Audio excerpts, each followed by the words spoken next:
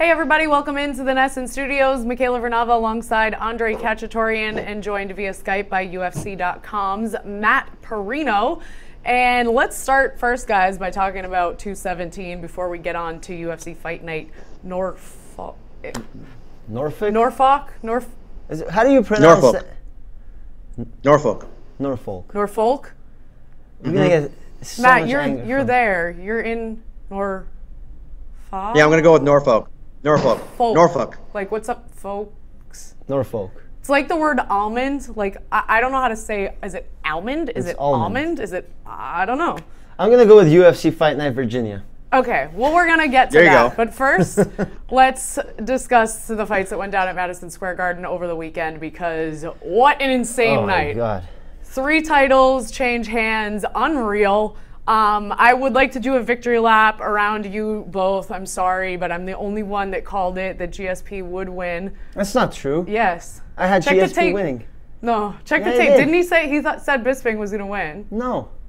I think he did pick GSP because Bisping bodied him so bad on that interview that he kind of was hurt emotionally. Yeah. So I think he picked with his heart. I did pick GSP. So you can check. I picked not Dillashaw, Garbrandt to win. That's the one that was wrong. All right. Well, Andre did say that that's what happens when you call him an idiot. Yeah, So, look. a warning to fighters to come. Don't call us idiots. You see what happens. And to be fair, YouTube commenters watching this, that was a very legitimate question to Michael Bisping. I asked him, what it feels like that GSP critics were calling, Bisping fighting GSP, like GSP's fighting Bisping as an easy target.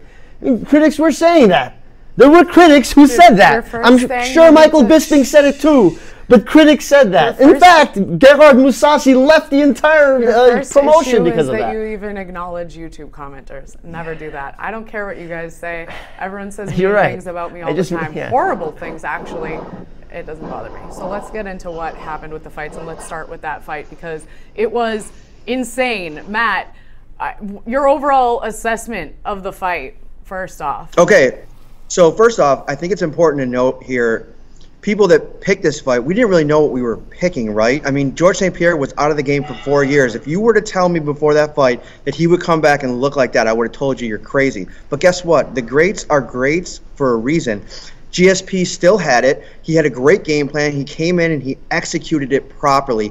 He didn't get in a firefight with Michael Bisping. He used his speed advantage. Even at that weight, you could tell right off the bat he had a big-time speed advantage. I think in the first round he landed his signature Superman punch from distance. It was just beautiful. It was like he never left. And what I took away from the fight the most, and what I was most impressed with George St Pierre about, was he did what he said he was going to do. He went after Bisping. He went to finish the fight, and he got to finish in the 3rd round. A lot of complaints about him back in the day when he was defending his title over and over again is that a lot of decisions. He went out there and he looked to engage with Bisping. He looked to attack. He looked like he had that old GSP killer instinct. And you know what? Superstar City, man. The guy is back in a big way. A lot is up in the air with what he's going to do next. But for that performance, for that night, only the 4th guy to become a champion in the 2nd weight class, pretty amazing stuff.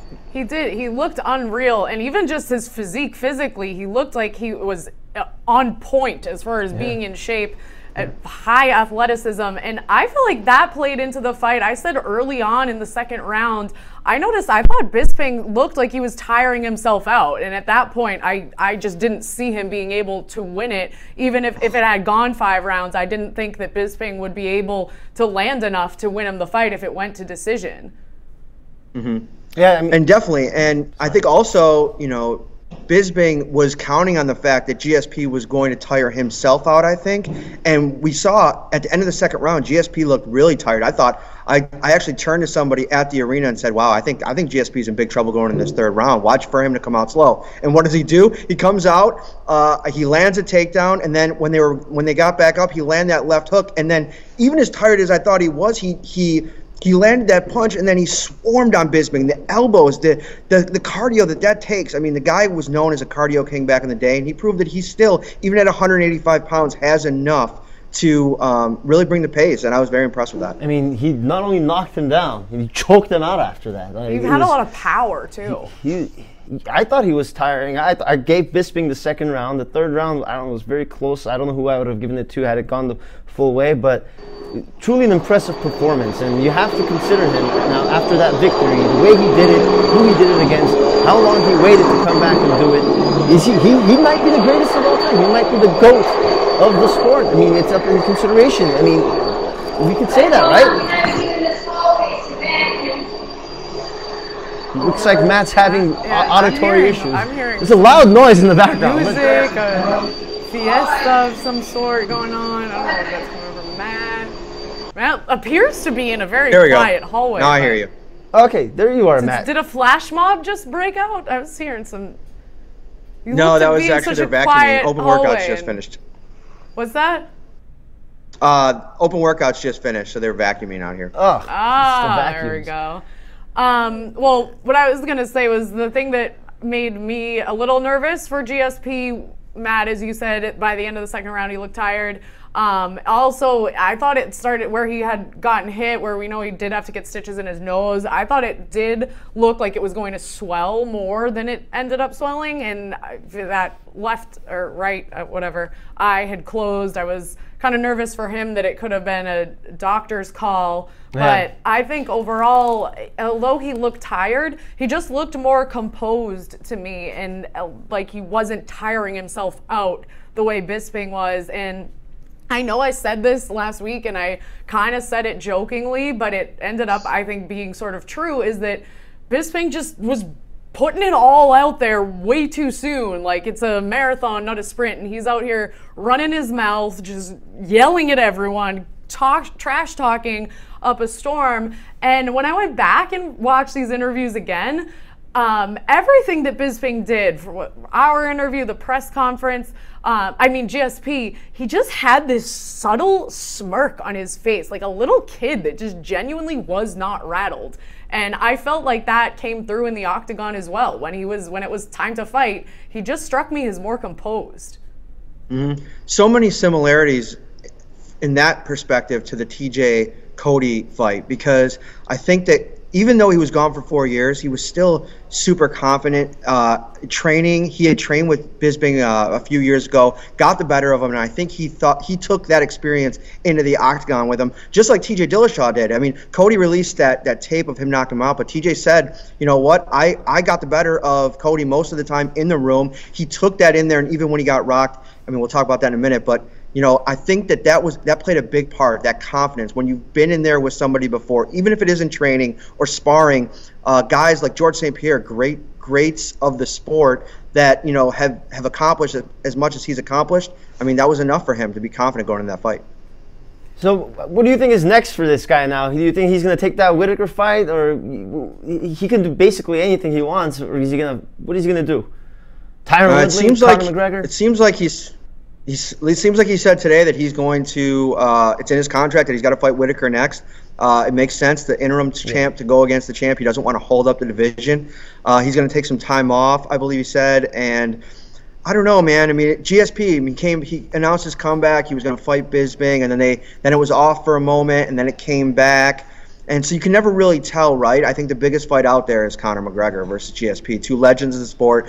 You talk about super fight gets thrown around a lot in our game today in combat sports, and this is the true definition of a super fight. Two, you know, icons from different eras meeting. GSP no longer in his prime, but because of the stylistic matchup, because of his wrestling and he'll be the bigger man in there, I think it's a very intriguing fight. The lead up to the fight would be just absolute gold. So I think you have to see what GSP wants to do, if he wants to stay at middleweight, if he wants to go down to, but for me, I think, you know, at 36 years old, I think GSP, we never got GSP versus Silva, so GSP and McGregor would be pretty cool. Well, for Whittaker and GSP, UFC 221 is in Australia, so it makes perfect sense for them to do it there, because that's where Whittaker's from. One thing to remember, though, that's going to be a very quick turnaround for George St Pierre. Yeah. I mean, he has to make, you know, he talks a lot about preparation and being ready to fight. That is a very quick turnaround for a guy at 36 years old who just went through, you know, 3 rounds, but for the first time in 4 years. So it'll be interesting to see how fast he can come back and fight.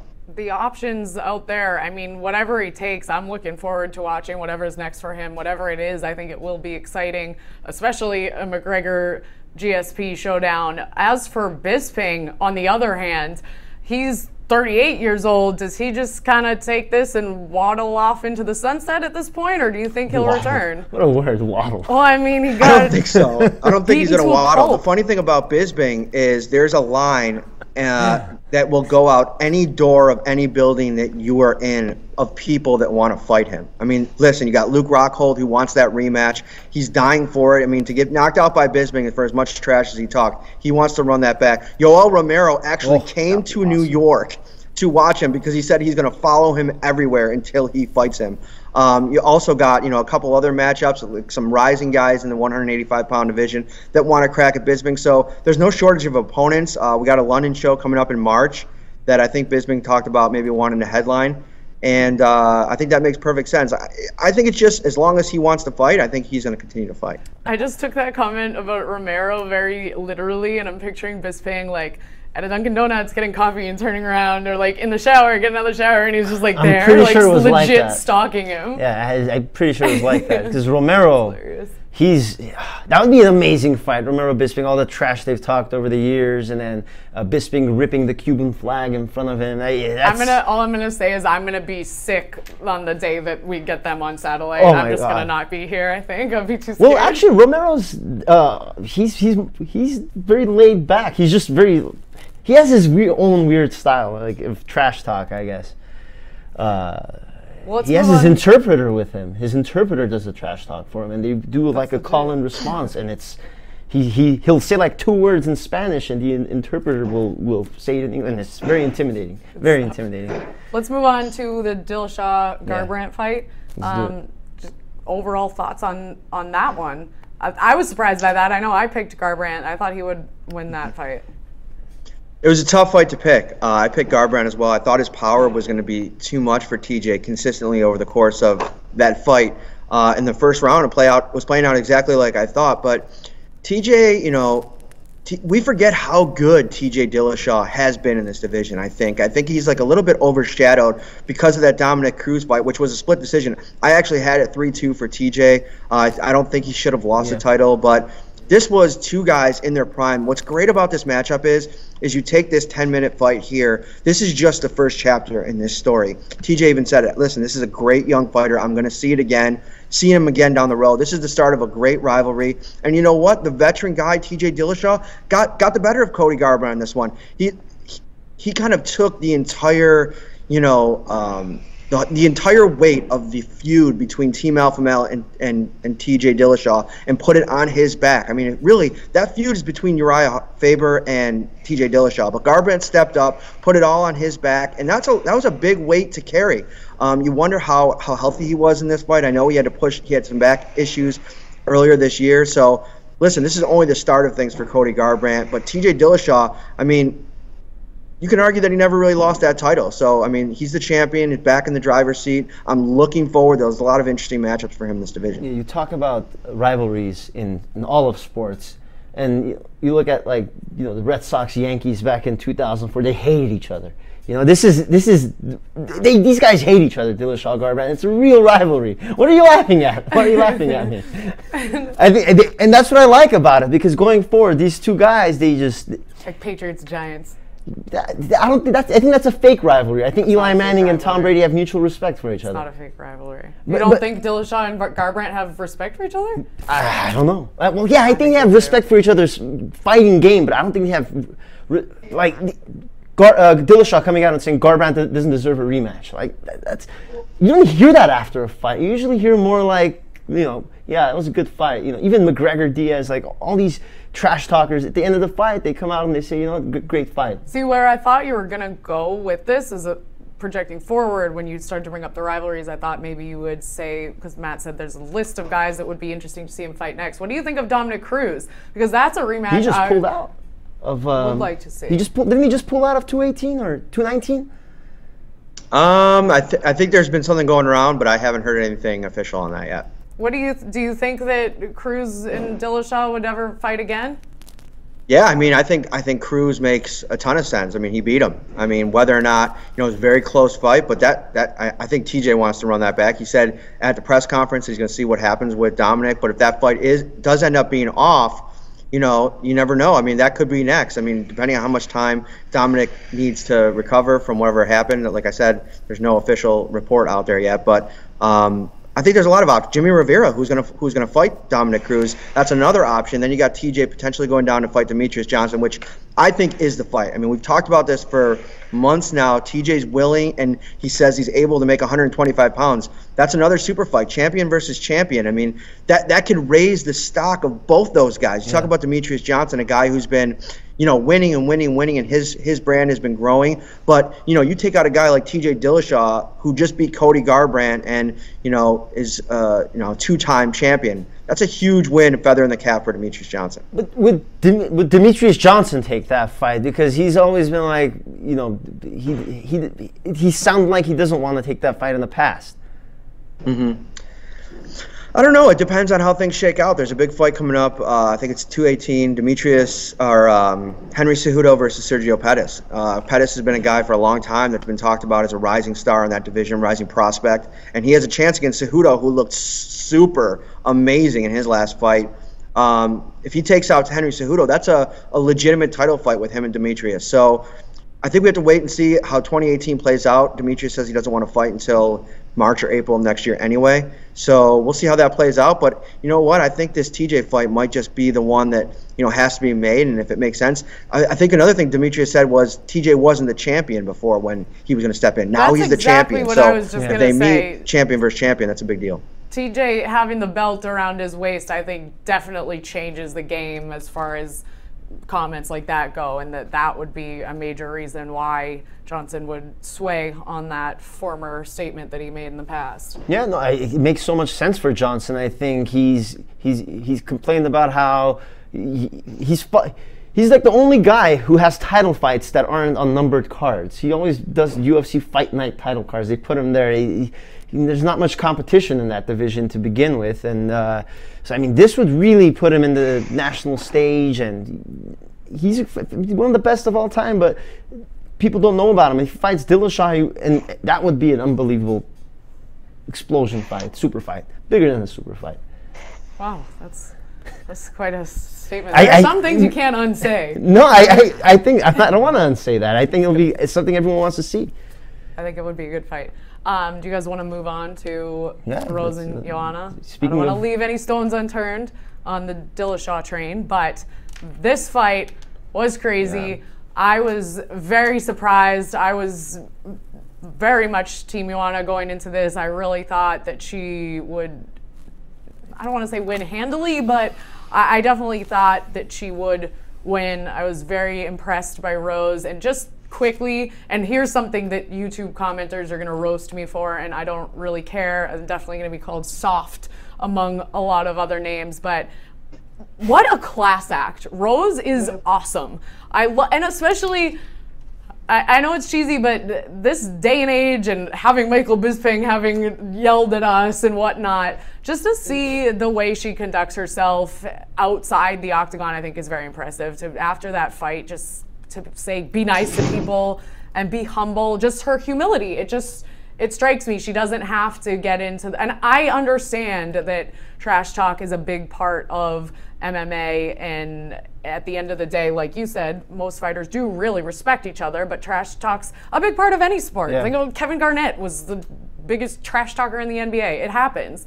I get that. I'm not offended by it. I just was very impressed, and I thought that her post-fight comments were awesome.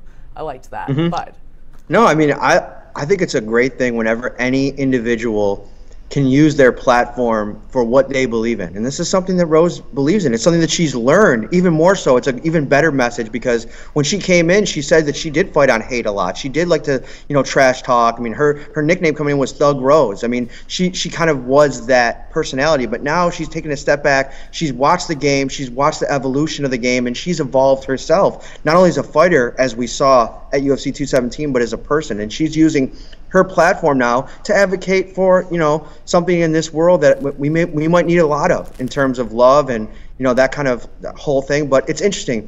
great transition from Dillashaw to Rose, because Rose's performance at 217 reminded me a lot of TJ's win at UFC 173 against Renan Barão, who was at the time the #2 ranked pound-for-pound fighter in the world. I mean, this guy was unbeatable. He kind of took the ball from Dominic Cruz, who was hurt at the time, and was beating everybody. He dominated Uriah Faber. He was, knocking everybody off left and right, and then TJ comes along and finishes him at UFC 173. It was just spectacular. It was a spectacular, coming out party for TJ, who wasn't really known. And it was kind of the same thing for Rose, somebody that people really knew about, but a Joanna Jędrzejczyk was considered a top 5 pound-for-pound fighter on the planet. She goes out there and knocks her out in the very first round.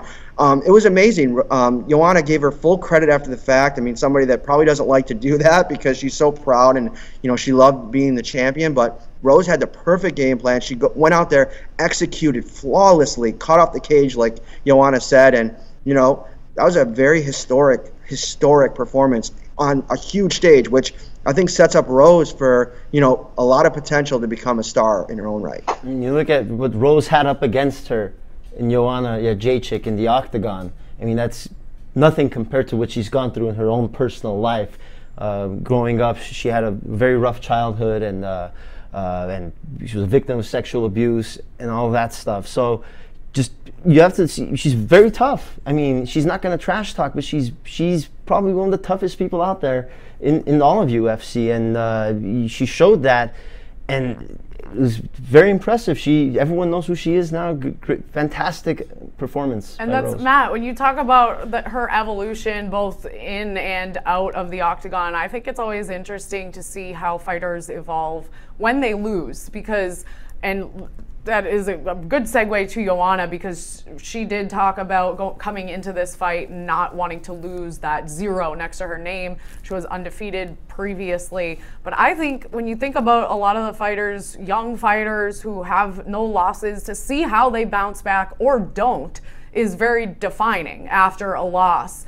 And I'm curious how you think Joanna will handle this, because I mean, we saw Ronda Rousey when she suffered her loss. She took that so hard, and when she did try to come back, didn't go well for her, and she just kind of fizzled away, and we haven't seen her. Whereas Joanna, I mean, she's just another animal. One of the things we talked about, how this would be one of her first times really having to handle the major media obligations. She was really in the spotlight, but I feel like she will. My gut is that she will handle this loss pretty well, and make a comeback. But what do you guys think? I think definitely. I think anybody that's equipped to deal with the disappointment of a loss like this is someone like Joanna, who's been so historically mentally tough. But I think this is a great situation to put under a microscope, because it really illuminates how amazing Demetrius Johnson has been. You can argue about who he's fought and the level of his competition, but to go through the media obligations and the build up to each fight is this whole big thing in and of itself, and then you have the fight itself. To do it 10 times, 11 times, 12 times, that's such a historic thing. She was going for her 6th title defense, and you can almost tell in the lead up to the fight, the way that she was kind of trying to conjure up some heat between her and Rose, to motivate herself. It's hard to continue to get up for these fights every single time. A lot of former champions have talked about that. So now, what does she do? She gets press the reset button. She's in Disneyland right now, the happiest place on earth, to kind of reset. Find everything again, find her drive, find her motivation. And you know what? I think the scariest thing in mixed martial arts in 2018 is going to be a re-motivated, re-energized Joanna Jędrzejczyk. I agree with that. And I've seen her Instagram post in Disneyland. Looks like she's having the time of her life. She looks great. And she does look happy. I just looked at Joanna's all of her fights on the Wikipedia page, and looking at the dates between each fight, there's usually about 6 to 7 month gap between each. That's crazy. She only takes between 6 to 7 month gaps between each fight. Sometimes even less than that. You have to wonder, maybe she took this fight too early. I don't know. Maybe she should have waited a little bit. Maybe why do you think she? Go ahead. She said actually that she really wanted to fight in New York City, right? Like this was the last fight, I believe, that the title fight that was announced. She loved Madison Square Garden. She loved fighting there last year at 205. The lead up, the city, this is such a big deal when we go to New York City now, because there was so long a period where we weren't able to go into the state. So now the mecca of sports, Madison Square Garden, it's such a big deal. Joanna she rushed things a little bit for it, and you never know. These things. It's a crazy game. Like MMA, to go and not lose the way that she has for 13, 14 fights, it's just amazing. It's unheard of. So, when we step back from this in a few weeks and we kind of look back, I mean, it's one loss. It's one night. I think the rematch now with Rose, whether it's next time, I don't know that it necessarily will be, but when that rematch eventually does happen, wow, that's going to be a hell of a fight. Just curious, Matt, if you do think the whole media circus leading up to the fight may have had an impact on her. I saw her on whatever show Ryan Seacrest is on, and I saw her in a lot of different places and looked like she was having fun, but I imagine that's going to be mentally tough when you're going into a really big fight and you're trying to ready yourself for that, but then you're out there in the spotlight, in the public eye, trying to look like you're having the time of your life. And I'm just curious, the way you said, that this has been building and getting bigger and bigger and bigger for her. Does that have an effect at all on a fighter once they get in the octagon? 100% has an effect. I mean, you look back at Ronda Rousey when right before she lost to Holly Holm, and she did an interview and she basically said, Holly is not ready for this life. No one is ready for this life. And as much as you continue to win and as many times as Demetrius Johnson is the outlier here. There's no one like him. I mean, Anderson Silva did his thing back in the day. Each era has kind of had that person that's been able to weather the storm. And I think Demetrius has been even harder for him because of how big the sport is now. The media obligations are, tripled and quadrupled. So I think it's a hard life. And you don't see a lot of divisions where a guy or a gal is defending and retaining because of that lifestyle. But I think Joanna was as equipped to deal with it as anybody. But you know what? She ran into somebody that had been prepared. That's another thing people don't talk enough about. When these long reigning champions sit atop a division, everybody they face has been preparing to fight them for years. I mean, Rose has been preparing to fight Joanna since she lost to Carla Esparza and Carla Esparza lost to Joanna. For 3 years, she's been preparing to fight Joanna, who's taken every other challenge.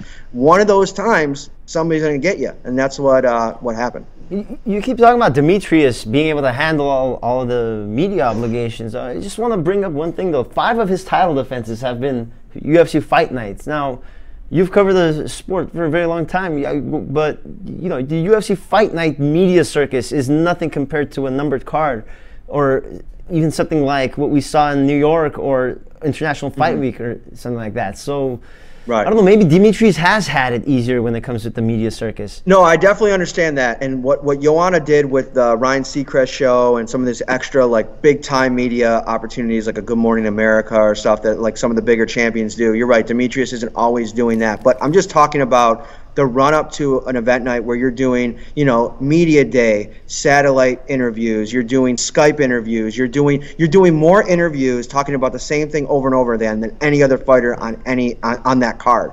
So yeah, are those additional duties hard? Of course, but Demetrius has been doing the media gauntlet for every fight that he does, and we're talking about pre-fight and post-fight. Nobody's been on more victory tours than Demetrius Johnson. So the guy's done a ton of media. Matt, I'm curious what you think about this topic, because Demetrius is one example you keep giving, but if there's anyone else like him that you think is able to just handle, because the media isn't going to go away. This is what fuels this sport. It's a necessary, if you want to call it evil, it's part of it. Which fighters do you think have been best equipped to handle all of this? And I guess my question is more why? What is it big picture, whether it's family life? I know some fighters go all in, cut people out and just are in the zone leading up to fights, as opposed to, say, people with families, or, if that makes sense, other activities that they do to kind of get their mind off the sport so that they can come back and be 100% when they're in the octagon, because so much of this game is mental. I think you got to use John Jones as an example of a guy that really, aside from the problems that he's had outside the octagon, really dealt with championship life in terms of the media obligations and all this stuff on you. I guess in hindsight, he didn't really deal with all of it very well because he's had some trouble staying kind of in the game. But a guy that I think struggled with it a little bit towards the end was George St. Pierre. He said it in multiple interviews that it just got to the point to be too much. He needed a break from the grind of it all. I mean, after that Johnny Hendricks fight, you could just see it in him. It took a toll on him. He needed a break from the sport. I think Stipe does a really good job. Stipe Miocic, the heavyweight champion, does a really good job with the media. As he's a real easygoing guy, and I think that those kind of guys, like Demetrius Johnson and Joanna and Jacek, people that are really chill personalities, they have the best. They don't get rattled too easily. Their emotions don't really play a big part, and it kind of goes hand in hand with how you fight. The ones that don't get over emotional and don't get let the mental side of the game impact them, I think, do the best handling the entire kind of championship lifestyle. I think this weekend was the perfect example of everything Matt just said. The 3 fighters in the title fights that weren't talking trash all ended up winning. So I feel like you can equate it to other sports too. Like you look at football, you talk about clutch quarterbacks, and Tom Brady, for example, has been in positions where an athlete's either gonna lose it because it's too much, the stage is too big, and I feel like rattled is the perfect word, and it's the guys who can and girls who can just stay composed and mentally get it done, even on the biggest stage of your sport, are the clutch athletes at the end of the day. I mean, speaking of being rattled, you look at Cam Newton after his Super Bowl performance, pouting he like was super rattled. And now look at him now. I don't know why we're gearing to the NFL right now. Super rattled. Yeah, I don't know. We digress. Let's get back into the octagon and look at Fight Night coming up in Virginia, Norfolk, Virginia. I don't know how to say it, but whatever. Dustin Poirier versus Anthony Pettis. What do you think about this fight? Should we be excited for this one? I feel like there's not a whole lot of hype. It's tough, to follow an event like UFC 217. I almost think we need a month or something to unravel all of the big things that happen at that event. But in the UFC, there's no rest. We're on to the next event, the next big event with a lot of implications. The main event, we just finished UFC Norfolk open workouts here in Norfolk, and it was amazing. I mean, Anthony Pettis and Dustin Poirier, 2 guys that are dialed in, know what's on the line for them this weekend. A lot. Number 8 ranked, Dustin Poirier, I'm forgetting Pettis' rank, but 2 11. Guys that can get back into title contention 13. With a win right here. What is he, number 10? 13. 13. So the former champion, Anthony Pettis, going up against number 8 ranked Dustin Poirier. Great matchup, stylistically for the fans. I mean, if you're going to be watching this one on FS1, it is going to be a fireworks show because these guys both, Pettis more with his legs, Poirier with his hands, but they're going to trade. Both guys are saying that they're going to finish the fight. It's going to be exciting. I can't wait. Well, I have one question for you, Matt. Anytime I see a lightweight fight these days, I'm what does it really matter? Conor McGregor's holding this entire division hostage. He's doing whatever the hell he wants. He's going fighting Floyd Mayweather. He hasn't even fought in his own division for a year. In the grand scheme of things, this fight, and any fight in the lightweight division, I see Sage Northcutt on this card. I'm excited to see him fight. But down the road, it's okay, you win, you put on a string of winning streaks, and then what? You're not going to get a title shot. Conor McGregor's just basically held this entire division hostage. It has been an interesting situation. I mean, no doubt about it. To take the time away to do the boxing thing, I think that was a once-in-a-lifetime situation. That was over the summer.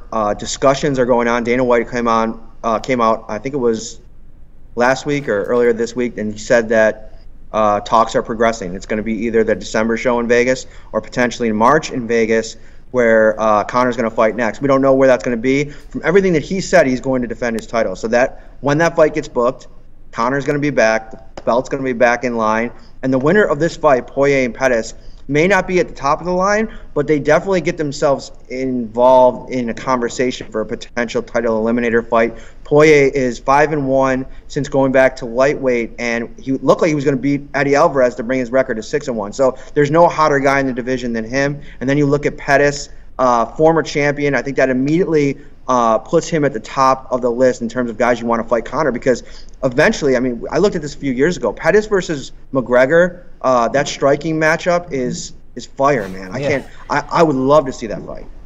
I do think that this weekend will be entertaining. Pettis' style I find very entertaining to watch. I do too. I just don't know if there's anything like, how do you motivate yourself when you know at the end of the road, you know, Khabib Nurmagomedov is still ranked number 2. He hasn't fought in ages.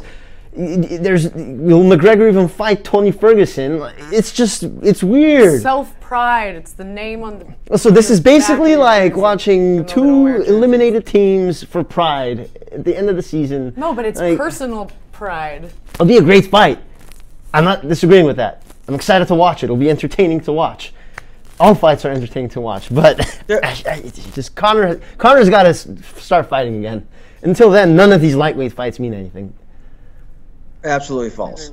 They all mean something. Absolutely they all mean something, false. they're all building to something. Whether or not Conor fights like in the immediate future, that belt is still out there. Whether he defends or vacates, like Tony Ferguson said. Listen, that's the matchup that has been basically made because Tony's now the interim champion. You got Conor as the champion. That's a fight that's kind of had some time to build up. You got to remember, I feel like Conor almost got a little bit of a pass too, because Ferguson and Nurmagomedov were supposed to fight for that interim title, and then Khabib had to pull out of that fight. It was kind of like, you know, put off, and then you had Eddie Alvarez in the mix. Him and Dustin Poirier fought, but there was a no contest there. So there's been some funny kind of weird things happening in the division. But now you have a bunch of matchups. You got Justin Gaethje, who we haven't even mentioned yet. Yeah. This guy is absolutely must-see TV. He's fighting Eddie Alvarez at UFC 218. That card is absolutely stacked.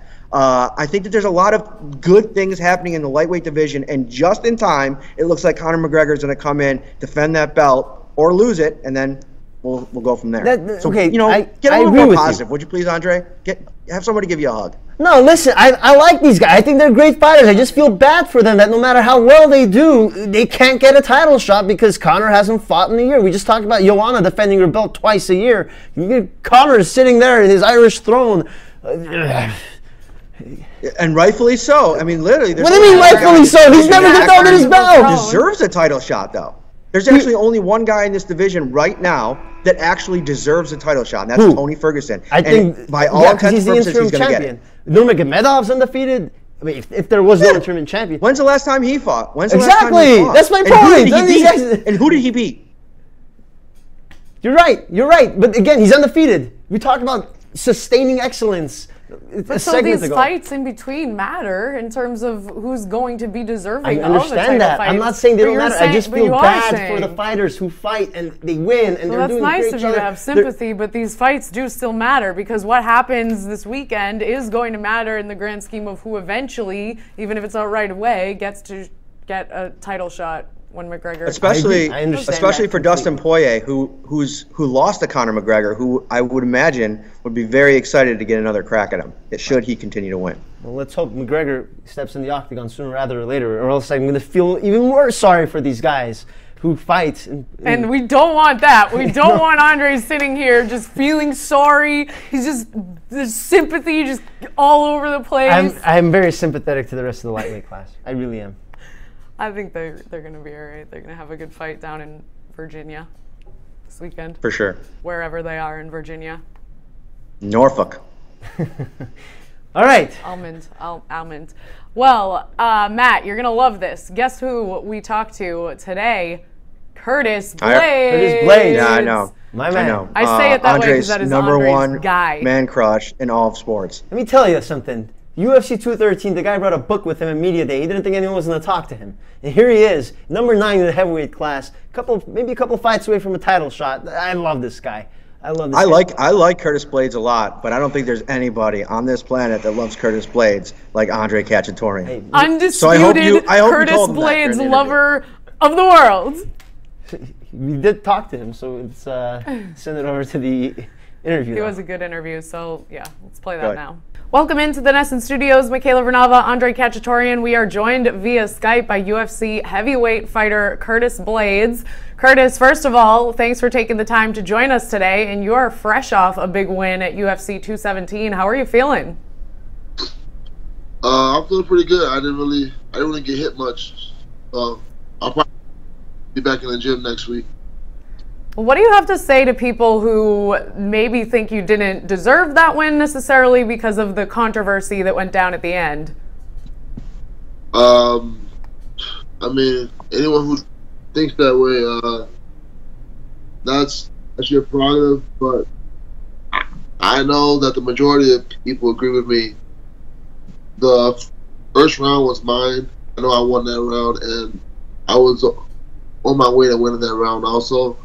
And after watching the replay like a million times, I could say for sure my foot, anything, it barely grazed his outer ear. And I don't think that has anything to do with him not being able to continue the fight. And that's what he chose to do. The doctors asked him if he wanted to continue. He said no. So that's not my fault, and that's a W for me. I'll take it. Curtis, how grateful are you that there is instant replay now in this sport, where because of that they were able to overturn that and give you that victory, as rightfully it should have been, as the replays showed? Yeah, I'm really happy they have replay. At the time, that wasn't even going through my head. I thought everything was being decided off like the naked eye and a split decision. But yeah, having the instant replay really helped, and I don't know why they don't use it for every commission. It hurt. So you've had a chance now to go back and look at the tape and watch the fight. How would you rate your performance in that fight? Well, prior to the infraction, I would give myself an A. We were doing everything we talked about doing. My movement, using my jab, and the only thing that we weren't prepared for was him using the kicks. We hadn't really seen him do that a whole lot before, so that I know it caught me off guard a little bit. But besides that, everything went great. I didn't allow him to put me on the cage and drag me down. I got to take him down, and I made him carry my weight, gassed him a little bit, but I didn't let him give me any like weird submission. But yeah, I think we executed the game plan perfection, and it was going to continue working. I know it was. He was already getting tired. One more takedown, and I know I could have done anything I wanted to do after that. Curtis, the first time I met you was UFC 213 at the media day. You brought a book with you, and you said you brought a book because you didn't think anybody would be wanting to talk to you. And here you are now, 2 big wins after that. You're ranked number 9 in the heavyweight class. What has changed? How has your world changed in the last 4 months? Now, you might be getting a title shot soon enough if you continue winning like this. Our world hasn't changed at all for the most part. I go to the same practices. I still hang out with the same people. Nothing's changed at all. I mean, except for the caliber of opponent, I know that. But besides that, everything's been the same. You've been very impressive making your way up the ladder, and your fights have been very impressive. And you just talked about being surprised with the kicks that were brought to you in 217. Just, can you bring us, when you're there in the octagon, under the lights, in the moment, and your opponent is bringing something that you weren't prepared for, what does that feel like, and how are you able to adjust? It wasn't, I guess I was a bit surprised by it, but it didn't change my game plan. My game plan was still to pressure him and get my takedowns when I could see the openings, and yeah, nothing changed. Even if he had to change his whole game plan and instead of him being aggressive, had he been more patient, I still would have been doing my same plan, because we drilled this for weeks, months, and it's just like it's in my head to do it regardless. So in my game plan, it wasn't going to change regardless of anything he did. Now, Curtis, you're 8-1 with a no contest. Your only loss came to Francis Ngannou. You took that fight on 2 weeks' notice, though. You didn't really have a gym to train overseas. Do you think you're at that point where you could get a rematch against Francis? Yeah, but I get asked this question a lot. Like, how come you don't all out Ngannou? How come you don't want that rematch? I do want that rematch. I want to be the best version of me I can be. So I know there's still holes in my striking. I'd like to work on.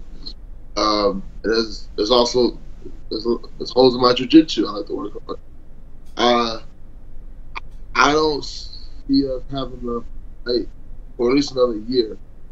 So I think within the next year or so, those holes I just mentioned, a lot of them will be issues, and then it'll be a better fight for everyone involved.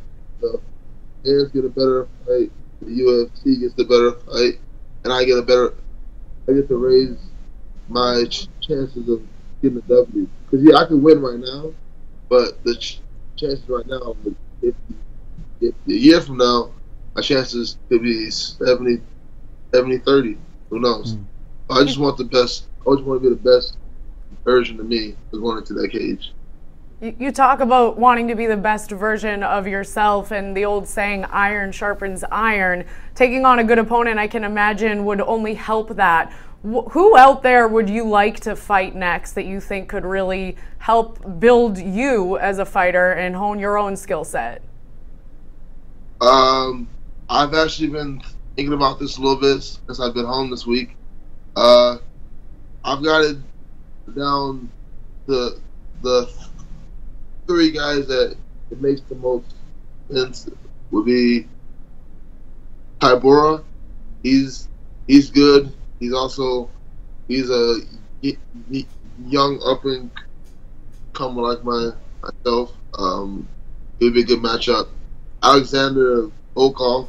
I really think that would be probably the best matchup. He's tall and long. He's a really good striker. I'm tall and long, but more of a wrestler. But I can strike. So I think that would be a nice matchup right there. Or Derek Lewis. He's ranked ahead of me. He's a name. And he's a heavy hitter. I mean, any one of those guys, I would be happy to fight any one of those 3. What's your timeline? When do you want to fight next? You've been pretty active this year. 3 fights in 2017, 3 fights in 2016. When do you want to fight next? I think I'm looking at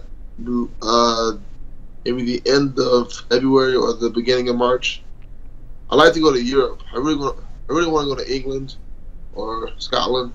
So I'm trying to get on maybe the February 24th card or the March 17th. There's a card that I've heard a rumor about March 17th in London. But either one of those, I'd really like to get on. What about coming to Boston? That's 220s going down here in January. Is that too soon? Yeah, that's a little too soon for me. Yeah.